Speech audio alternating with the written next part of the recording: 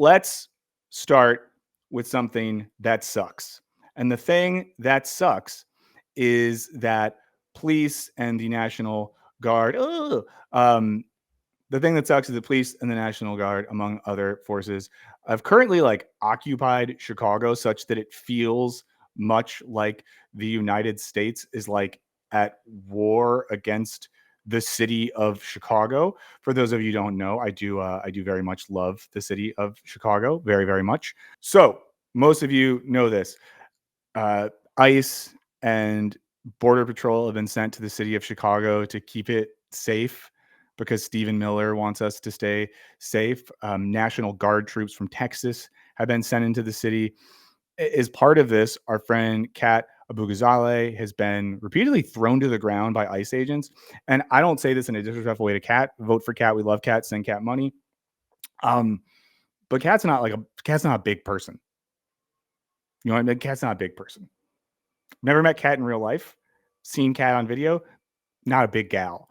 And seeing like tough guy ICE agents have to physically throw a small peaceful protester is one of the biggest examples of why ICE agents and Border Patrol, I'm going to say this as subtly as possible, are giant pussies and cowards. So let's look at this article. This is from PBS. We're going to start with a sort of straightforward account of what has happened, and we're going to get into some stuff of it in a little more detail. This is the lead of the article. Storming an apartment complex by helicopters, family slept, deploying chemical agents near public school, handcuffing a Chicago city council member at a hospital. This is real stuff that's happening in America in 2025. Troops are like storming the city of Chicago. Landing, coming down from helicopters, breaking into places, zip tying kids, shooting people, pointing guns at other people, throwing out smoke bombs in Logan Square. Lots of stuff. Activists, residents, and leaders say increasingly combative tactics used by federal immigration agents are sparking violence and fueling neighborhood tensions in the nation's third largest city. They're the ones that are making it a war zone. Illinois Governor J.B. Pritzker said Sunday. They fire tear gas and smoke grenades, and they make it look like it's a war zone. I think recently some people got mad at him a little bit, but I still think that Pritzker's the good big boy. Fuck Gavin Newsom all day. More than 1,000 immigrants have been arrested since the immigration crackdown started last month. The Trump administration vowed to deploy National Guard troops in its agenda, which is happening. There's currently National Guard troops stationed in the suburbs outside of Chicago. But U.S. citizens, immigrants with legal status, and children have been among those detained. And it's not hard to go on the internet and see various videos of children who are American citizens getting brutalized, arrested, and zip tied by the big tough boys, by the big tough ICE agent boys who are so strong and so brave that they use their guns and their will mask, and they find the will boys and they say, "No, I'm gonna get you." I hate these guys so much. Fake tough guys. I hate it so freaking much. Activists and residents, and we're going to talk more about this. We're taking stock Sunday at an apartment building on Chicago's South Side. And this is the real gnarly one. 37 immigrants were arrested recently in an operation that raised calls for investigations. They raided an apartment building and zip tied a bunch of kids. While federal agents mostly focused on immigrant-heavy and Latino enclaves, the operation Tuesday unfolded in a largely black South Shore neighborhood that's had a small influx of migrants resettled in Chicago, all seeking asylum. Agents used unmarked trucks and a helicopter to surround the 5-story apartment building.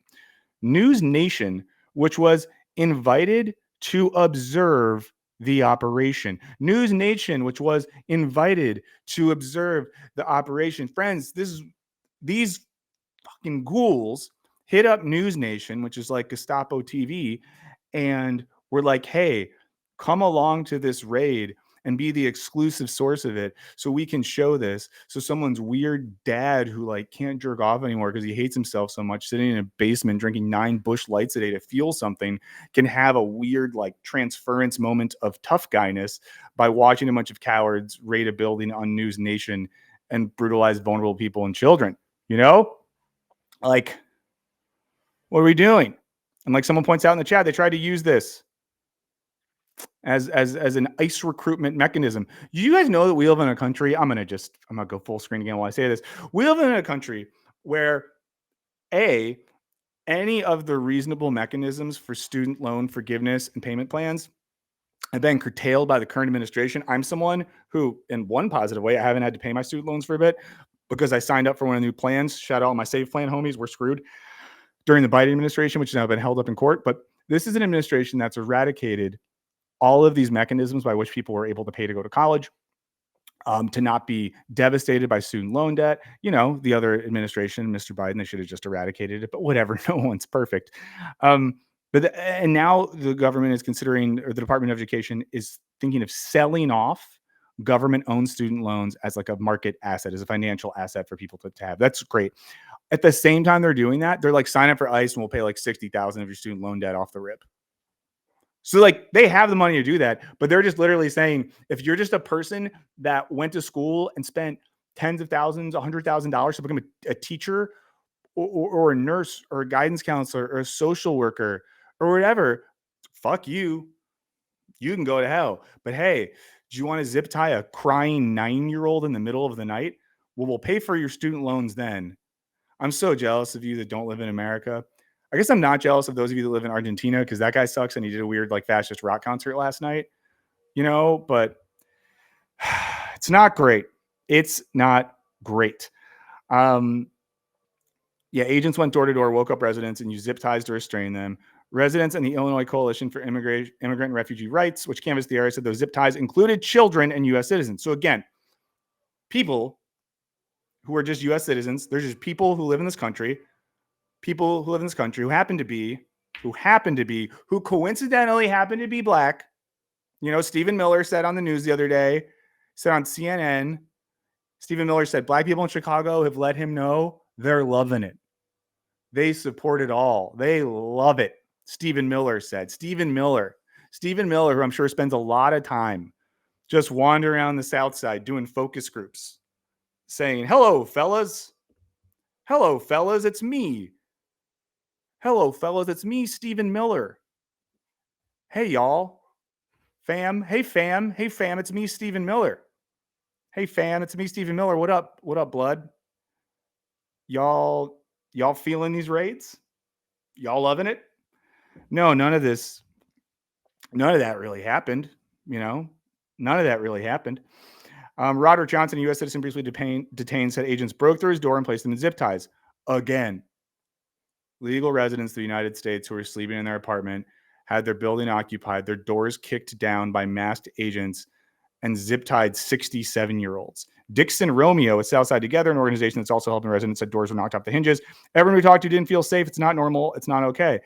And, we're talking here about people who in many ways have already been completely alienated and marginalized by society. Because if you don't know anything about this outside of Chicago, let's be real basic. Go read Ta-Nehisi Coates' The Case for Reparations. It's an area of the United States that's been largely neglected, intentionally so, in every way, shape, and form, from education to ability to acquire housing to transportation. And after being neglected for years because of systemic racism, it then gets used as like a scapegoat for bad stuff so people can send troops there. It's not good. It's not good. In the chat, Manath said, tips for when trusted friends that genuinely say to apply for ICE. Here's the deal, right? It works for these guys. I'm going to get slightly conspiratorial. So this is like slight conspiracy. You can let me know in the chat if this is too much conspiracy. But like, it's great for these people that no one has jobs and the economy's tanking. Because then what you do is you can take desperate people who just need a job or want to have healthcare for their kids, or like maybe they're drowning in debt. And you say, hey, come join ICE. ICE. Everyone loves ice. It makes drinks cold. Crushed ice, cubed ice. Ice that looks like a little baseball that they give you at a fancy cocktail place when you pay $19 for an old fashioned that's literally just 2 ounces of real whiskey and something else in it. Like, you can then dangle that in front of people as a way to get them to sign up for this thing. And I'm not doing like individual. I'm not saying these ICE agents are all just like sad guys, but you create this system of unemployment, alienation, and then of course, these things can happen. Of course, things can go down. Like this Pritzker, 2-term Democrat, that's JB, the big boy, the one good billionaire, directed state agencies to investigate claims there were children zip tied and detained separately from their parents, saying military style tactics shouldn't be used on children. That's a cool thing, but no one should just have to say that. It should just be one of those baseline human assumptions. The same way, if I go to a restaurant, they don't have to tell me, oh, you don't get to fart in the other customer's soup. You know, like if I have a desire to go up to a customer eating a tomato crab bisque and pull my pants down a little bit and do a wet fart in their soup, like no one has to tell me that's a rule, because I understand intuitively as a human being with baseline cognitive function and a little bit of some sort of ingrained morality that that's just not a thing you do. So we shouldn't also have to tell people that we don't use military tactics and zip tie children. It should just be a thing that we know not to do. DHS officials said they were targeting connections to the Tren de Aragua gang. I probably said that wrong. I hope that means that I'm not an enemy of that gang. Without offering details on arrests and addressing how children were treated, they said some of the targeted subjects are believed to be involved in drug trafficking, distribution, weapons crimes, and immigration violations. Okay, I don't know if you all have seen the movie One Battle After Another. I've seen it. I liked it. I liked it very much. A thing that happens in that movie, this is not a major spoiler, I promise. If you haven't seen the movie yet, this is not going to ruin anything for you. But a thing that happens I saw Ian Porkins comment, and now I'm trying not to get distracted and laugh. A thing that happens in that movie is that some bad hombres working for the military use like, oh, brown people are involved in gangs and trafficking. They just use that as a carte blanche justification for the militarization of cities to do other shit that they feel like doing. Send in Eddie Van Halen for sure. Send in Eddie Van Halen. Spoiler, maybe later in the show we'll talk about Ben Shapiro's read on that movie. Ben Shapiro, master of cinema. Department of Homeland Security Secretary Kristi Nomenclature. She posted heavily edited clips of the operation. There's music playing. She got mad because the mayor of Chicago was like, if ICE can't just like roll up in school parking lots, and ICE agents can't just come into our buildings. And she was really mad about that. Hey, chemical agents. That's cool. Just using chemical agents on city streets. An emergency hotline to report immigrant agent sightings topped 800 calls on Friday. The same day, activists said agents threw a canister of chemicals near a school in the city's Logan Square neighborhood. That clip has been all over the news. I'm sure many of you have seen it. It led to a nearby elementary school having to hold recess indoors. I also know that what was I about to say? I also know that at UIC, University of Illinois Chicago, they had to cancel like Spanish classes because there was too much risk. So like, again, all this shit just like touches everything. Like, it's not just the kids who are getting woken up and dragged by agents and zip tied that are being punished. They're obviously being punished. But kids in Chicago that like can't go outside for recess. You know, one of the benefits of global warming is it's nice out and it's early October in the Midwest. Let the kids go outside for a bit. Let the kids go outside for a bit. The same day, Chicago alderperson Jesse Fuentes was placed in handcuffs at a hospital. She'd asked agents to show a warrant for a person who'd broken his leg while chased by ICE agents, who then transported him to the emergency room. Again, like an alderperson, which is what they call city council people in Chicago, showed up at a hospital to see if there was a warrant for one of her constituents and got roughhoused and handcuffed. There's no accountability here. Stormtrooper shit. ICE acted like an invading army in our neighborhood, said State Rep Lillian Jimenez, a Democrat. Helicopters hovered around our homes, terrifying families and disturbing the peace of our community. These shameful and lawless actions are not only a violation of constitutional rights, but of our most basic liberty. I'll say this now. There are a lot of politicians and public leaders and activists in Chicago who are speaking up very loudly about this. There's so many of them, so many. Obviously, we'll shout out our friend and fellow streamer, Kat. This is just a personal statement that I'm going to make right now. Anyone who is a Chicago politician, activist, or civic leader who is not on the right side of history here should be remembered and should never be able to work again. If you're currently in office, running for office, anything like that, and you're ignoring this, like, what the fuck, man? What the fuck, man? Okay. I see in the chat someone said just thugs. Very much just thugs. Immigration agents shot a woman they allege was armed and tried to run them over. She and the other person were charged with forcibly assaulting. I mean, like, these guys are the biggest pussies. You blow on a cop and they're like, was that assault? Was that assault? I'll shoot you with a gun. It's just like the worst guy. Imagine like the worst guy from any bar, like a guy who's so terrible at a bar, he's not even near you and your friends. He's sitting across the room, and you're like, let's just go someplace else, and then just give those guys immunity and guns. The village of Broadview has become a front line for the immigration operation. Some of you probably saw the picture online where a priest, I think a Methodist or a Presbyterian priest, got his ass rocked by the police. So that's cool. Again, this is all stuff that they're doing there. I want to look at something else right now. Shout out to any cops who are watching this. You know, let us know what you think. Any cops in the chat. And Sean's noting this. I see this in the chat right now. Chicago PD got nailed by ice pepper spray too. Yeah, kindergartner had to be hospitalized because of the exposure. I mean, it's nuts. YouTube watcher says they killed someone in Franklin Park, Illinois, and lied about it. Yeah, I mean, like, imagine again, you're just given weapons and masks and vests and tanks and cars and shit like that, and basically just told, do whatever, dog. It's all good. Do whatever. Full immunity. You know, do what you want to do, say what you want to say, Adam's family type stuff. Shout out MC Hammer. So this is from a local publication in Chicago. Shout out the Black Club Chicago. Now this is about the specific raid. I'm just gonna say this is not, it's not cool and it's not good stuff, and it doesn't make me happy. If your main goal of being right here on the show right now is to be happy, come to happy hour about an hour and a half. But this is not good. South Shore residents returned to ransacked apartments after ICE raid. Quote, it looks like hell. That's good. That's the situation you want to put people in. He's an Army veteran, now retired after 3 decades working for the Postal Service. Federal agents pounded on the door of his South Shore apartment at 2 a.m., told them they must have the wrong apartment, but armed agents busted open many doors after arriving in U-Haul trucks. Oh yeah, because once they like zip tied the children and people, they threw them into U-Haul trucks, which is what you do if you're a human trafficker or something of that nature. They woke up residents, handcuffed them with zip ties, led them to unmarked vans and U-Hauls. Roderick Johnson, U.S. citizen, said he heard people dropping on the roof like this is some Sicario shit. You're just sleeping. You're just sleeping, and people start dropping on the roof. Oh boy.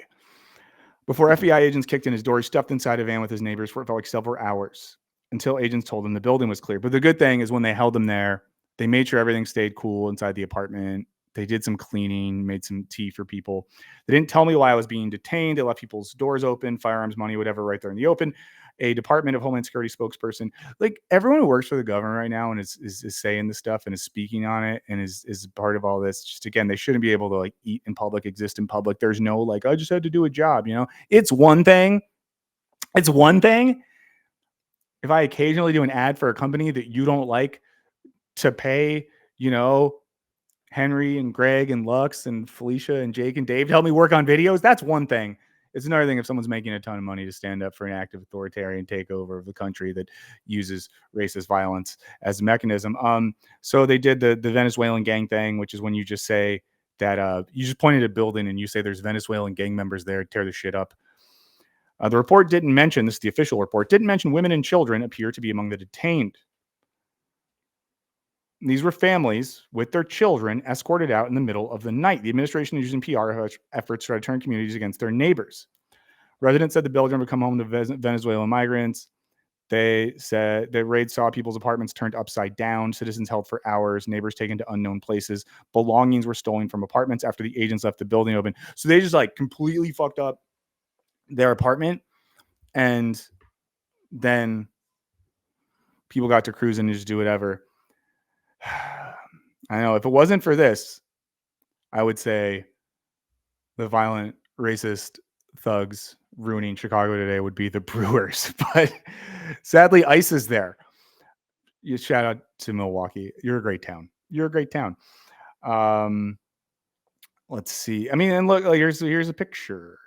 This is cool, man. You just like we're in your apartment and you come in and it looks like that. Oh, it's flooded too with water damage. That's cool. But I'm sure that they came back and took care. I'm sure Christy Nome came back. Nomenclature. Gnomester probably came back afterwards and was like, let me help y'all clean up. Oh no, she has her weird North Dakota accent and she shoots dogs. The article is being read right now, by the way. I will share this in the chat. It's by Block Club Chicago. If you just want to read good stuff about Chicago, it's a great local news source. I do agree with Sean, who says you should give the stream a like. It helps me if you do. It helps us grow this thing. Reminder as well, if for any reason you are interested in jumping on the Patreon, there's a discount if you join during the stream. The code's pinned to the top of this. Lane, thank you so much for coming from the recent video, and shout out to everyone who read the recent video. But yeah, Dan Jones stood outside of police officers to fire a report. Oh, but I'm sure the police, they probably just helped out and took care of this. Slept in an aunt's house following the raid, returned to find clothing and garbage that wasn't his all over his apartment floor. Seems like a cool vibe. The small moving crew said they'd been hired after the raid to clear out now vacant units, but they didn't say by who. Cool. Doors were boarded up, flies swarmed around open fridges, water damage, caved in ceilings, strollers, which is what you put a baby in, a baby or a small child, meaning that babies and small children live through. Just like imagine, I'm not trying to be some freaking like sad lib that's like, think about this, cry together. Let's show that we're good because we care. I mean, I don't want to be that guy, but just fucking kids, man. Just kids. And the whole narrative around this nation is it's such like a great special place, and then we should defend it because it's so great and special, but it doesn't feel that great and special when children, especially children of color in this country, are faced with such aggressive forms of violence and ritual humiliation. I mean, it's almost like I'm not going to say it. I'm not going to say it, but it's almost like America, it's almost like ICE is like the IDF or something like that. And people of color in this country are just like Palestinians, and we're just getting Israeled. It's almost like the American political military infrastructure is just kind of using that as a playbook for what's happening right here. I don't know. What do I know? I don't know anything about anything. I'm just a guy standing in front of a girl saying, who's going to stop this? The building's conditions predated the raid, but this is the worst he'd seen the place. It looks like hell, Jones says. ICE really just a gang. ICE really just a gang. And this is important. They're a gang. They're a gang of thugs. They're grown men who get this job so that they can push women and clergy. These are grown men who probably bragged afterwards about throwing our friend Kat on the street. Of a peaceful woman in her 20s, who, as far as I know, is not WNBA height, and just tossed her. Like beating the shit out of protesters for peacefully resisting. It's fucked. And it's not just that like these guys are bad. It's just like we create a system that incentivizes this. There's no jobs unless you want to work with ICE. Don't throw Cat as a good baseline principle in life. Like, oh, we can't do anything about your student loans. You're fucked.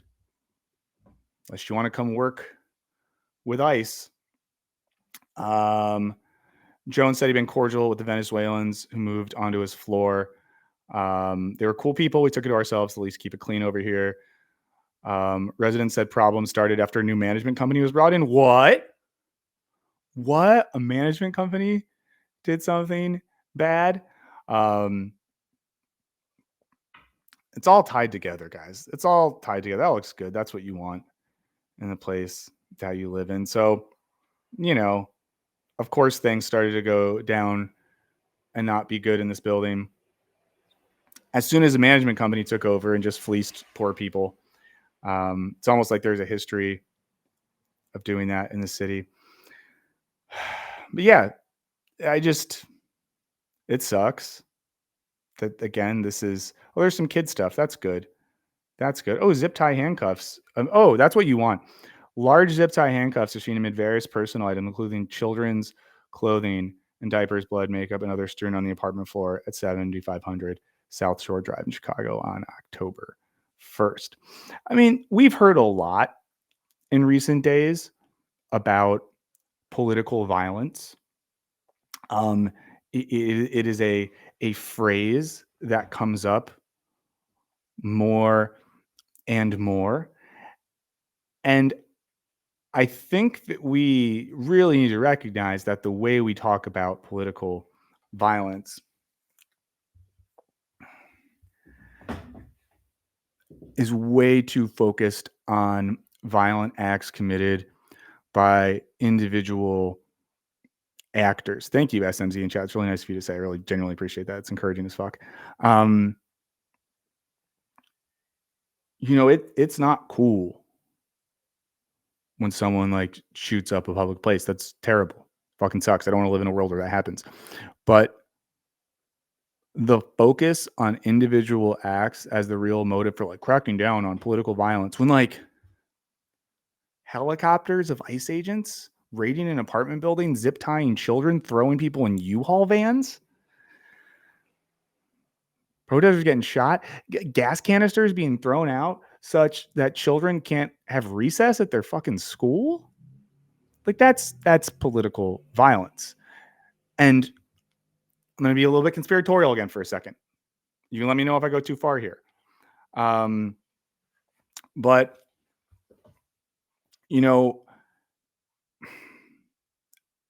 the way that political violence gets discussed in contemporary media and stuff like that these days, and Tyler makes this point in the chat, I saw this pop up just now, is they are perpetuating a view of political violence as something that is the act of individuals against state power, against politicians. So political violence is when a non-state actor perpetrates some sort of violence towards representatives or forces of the state, which obfuscates the fact that most political violence, especially that happens in America, is the state inflicting violence upon citizens. That's what political violence normally looks like. It's also important to note that most political violence is slow.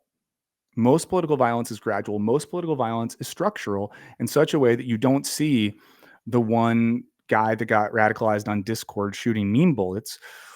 What you see are systems by which children in this country are way hungrier than they should be, where people don't have access to healthcare, transportation, safe communities, good food, clean water. All of that is political violence. Hell, the AI data centers going up everywhere, sucking up all the water so that we can make like AI porn of cartoons is a form of economic and political violence. I mean, so I see someone bringing up like police brutality in the chat. Of course, that is, I don't want to be like textbook, but that is a form of textbook political violence. And we just have to ask ourselves then, why is it that the news cycle will be dominated for days to discuss an individual being shot by an individual? And that's like baseball teams got to talk about it. Politicians got to talk. It's like the biggest thing in the world. But when agents of the state are terrorizing U.S. citizens and residents and children, that we don't consider that to be a form of political violence. Let's look at something. Eddie just asked if there's a Discord. I keep almost starting one, but then some people tell me it'd be like annoying to do that. So I might. I think, I'll be honest with you, here's what I was thinking of doing. I'm going to do a sort of like push, a little like drive to get some more stuff happening on Patreon before the end of the year, which will include announcing some new things that you guys can get there. But I was thinking as one of those, the cheapest level, there could be a Discord server. They're also introducing a thing soon on YouTube where there's like member only streams. And I was thinking about doing something like that, which could maybe overlap Discord. I don't know, guys. I want to communicate. I want to radicalize. I want to get radicalized. I want to radicalize each other. Let's look a little bit at this article right here. It's from the Boston Review. It's on the question of political violence. I'll share a link in the chat as well. So if you guys want to check this out later. But again, I think it's an important question to think about right now. I mean, look, even like the, what is it called? The lead of the article, the poll quote, whenever pundits and politicians conceal the truth, it's all around us, perpetuated by a political system itself. Let's read a little bit of this. And just a reminder, we have Chris DeVille coming on. We'll change the tone a little bit, and we're going to talk about music. Thank God, because that's what music's for, right? This article's from a few weeks ago. After Charlie Kirk was killed, commentators immediately condemned the act as, you know it, I know it, you've seen it, I've seen it, political violence. Editorial boards and late night shows wrung their hands about America's overheated climate, warning that unless we bring down the temperature, democracy itself might begin to unravel, as if it is not already. The article goes on to talk about how we have school shootings all the time. The Democratic lawmakers in Minnesota were shot by far-right gunmen, but that didn't seem to do any of this. It says the selective and enforced outrage. This article is by Ken Reinhardt as well. The selective and enforced outrage over Kirk's murder reflects a fundamental truth. Violence is never judged only on the basis of lives lost or individuals harmed. It is judged and narrated according to whether it sustains or threatens a particular social order. I'll say that quote loud and again for my friends who are in the back of the chat. Political violence is judged and narrated according to whether it sustains or threatens a particular social order. I hate to break this to say this, Eddie. Let's talk about amps. You got to get an amp from my guy who makes Marla amps. I bet I can get him to give you a discount code. Let's talk more about this later. Sorry to break the serious political discussion with amp talk. What counts as violent and what counts as order are always political determinations made by those in power. This is important, guys. When violence gets discussed, when political violence gets discussed, it's often using these like naturalized definitions that we take to just exist in the way that gravity exists or that sunlight exists or whatever, but they're not. They're structural definitions that serve certain purposes. And I brought it up last week, but we're all a bunch of nerds here. We've probably watched Andor. We love the Disney Corporation. I mean, the brilliance of Andor is that it shows us the messiness of political violence and how from the POV of empires of power, resistance is perceived as terrorism. And even for those that love, 1776, for those that love the American Revolution, I mean, do you not think that many of the acts that constituted the founding moments of the American Revolution were considered to be terroristic? Was John Brown not considered to be a terrorist in his time? I mean, look at how the Haitian slave rebellion was talked about in Haiti. When Haiti was just like a plantation island owned by the French, and then enslaved people there, led by Toussaint Louverture, were like, nope, and they fought back, and it was like, oh, they're the bad guys. Why are they the bad guys? By what logic does that make any sense? And yeah, we can do guitar stuff in happy hour. Happy hour can be whatever you guys want it to be. It's going to be for whoever hangs out, and you're going to get to determine it. The fact that so many Democratic politicians and influential liberal commentators have rushed to parrot the Trump administration without the slightest hesitation about the use to which Kirk's posthumous and state-sponsored sanctification regime put underscores how little they grasp this most basic political truth. By uncritically accepting the Trump regime's definition of violence, many Democrats are actively legitimizing and deepening the very authoritarian order they claim to oppose. This is an issue. This is the thing. Like, when Democratic politicians who are meant to be resisting the thing employ the fundamental logic of those in power, when they parrot the same understandings of political reality and violence, they're playing into that logic. And I think What we need more of is a wholesale rejection of that logic. And I think a lot of even well-intentioned people, and I get it because we all fall under dominant paradigms in the society in which we live that tells us how we should speak about certain things. But a lot of, I think, well-intentioned people have felt this knee-jerk need. I feel this sometimes to be like, it's bad. This violence bad. This, to make like all these excuses before then qualifying things. And I think we need to reject that discourse. Kind of the same way, listening to the radio in the past couple of days and some of the stories about, October 7th and the aftermath, the way that we talk about that stuff sometimes, it's like we don't once you kill like 67,000 kids or whatever, or sorry, I forget. That might be the wrong number. I'm sorry. I read a number. Once you kill tens of thousands of kids, you don't have to qualify everything with like the hostages. Okay. Let's just read a little more of this and then we're going to palate cleanse soon, guys. George Sorrell, writing in 1908, or Sorrell, I always say people's names wrong because I'm not smart, gave a very different account of violence in his classic Reflections on Violence.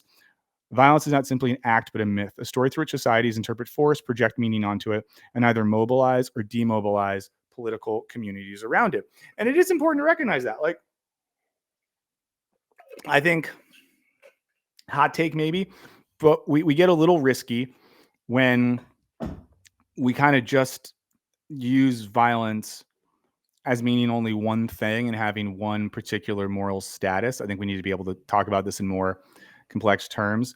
But he says a strike is not just a withdrawal of labor; it's a myth of a collective uprising. A riot is not just chaos in the streets; it's a myth of insubordination that terrifies elites and inspires the oppressed. Oh, let's read that line again. A riot is not just chaos in the streets; it is a myth of insubordination that terrifies elites and inspires the oppressed.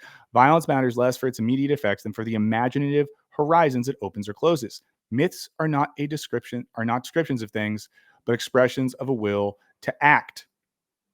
And for Sorrell, the work of such myths was above all to enable the working class's development of a story for its own emancipation. Damn, that's good.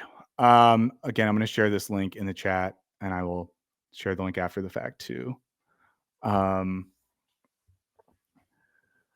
Yeah, Sean said earlier in the chat, politics is about who gets to control the violence as an arm of the state.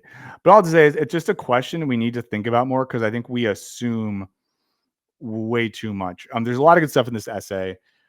He brings up Walter Benjamin, a favorite of mine, who, talks about how law-preserving violence maintains a given power structure. What liberal societies call peace or law and order then is not the absence of violence, but its routinization. Let's show that one more time. What liberal societies call peace or law and order then is not the absence of violence, but its routinization. So it's basically like when we hear about law and order and what's happening in Chicago right now, is just the making routine of brutality, of taking law and order as a structure of daily violence and daily humiliation and making that the norm, and making it the norm such that it can't be violence because it's the norm. Again, John Brown tries to kill a bunch of slave owners. Well, that's bad. Well, why is that bad? Because owning slaves is the norm. But what if the structure of the norm itself is a violent and oppressive system? What if? I recommend reading the rest of this article. It's in the Boston Review. I'll go back to the top so you guys can see it. I posted the link down there as well. It's by Eric Reinhart. What is political violence? The Boston Review has been publishing a lot of really good stuff recently, and they don't paywall things. So anyone could see it.